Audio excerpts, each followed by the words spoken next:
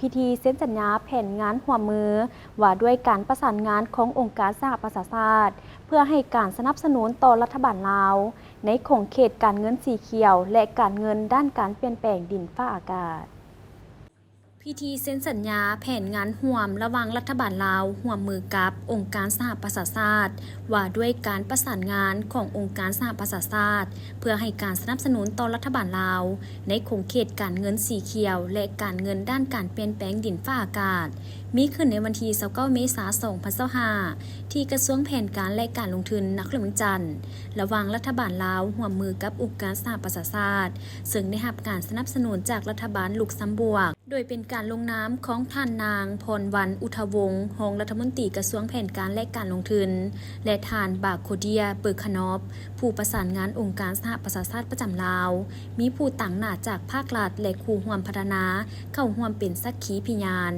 ท่านนางพรวรรณ อุทวงศ์ได้กล่าวว่าแผนการร่วมมือนี้แม่นได้เน้นหนักถึงความสำคัญของการจัดแนวทาง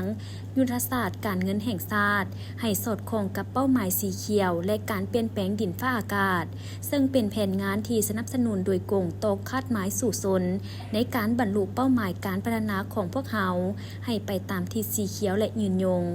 พร้อมนี้ท่านโทมัส ลามายังได้ย้ำเติมอีกว่าพวกเขามีความภาคภูมิใจที่ได้สนับสนุนแผนงานดังกล่าวซึ่งบ่เพียงแต่เป็นการแก้ไขปัญหาความยืนยง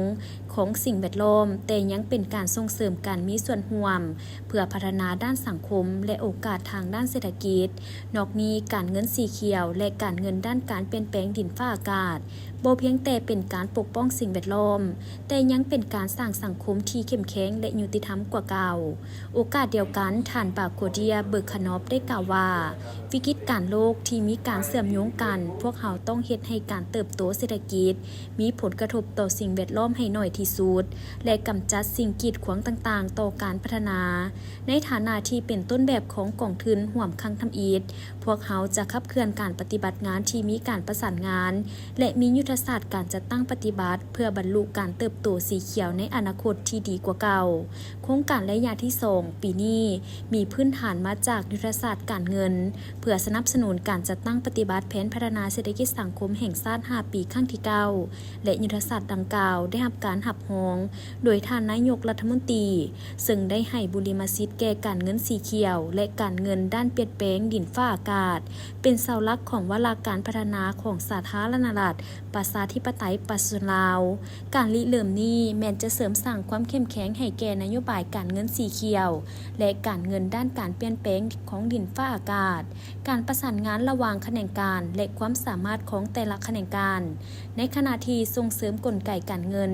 ที่เป็นนวัตกรรมที่สนับสนุนความยืนยงของสิ่งแวดล้อมและยกระดับความสามารถทนทานต่อการเปลี่ยนแปลงดินฟ้าอากาศ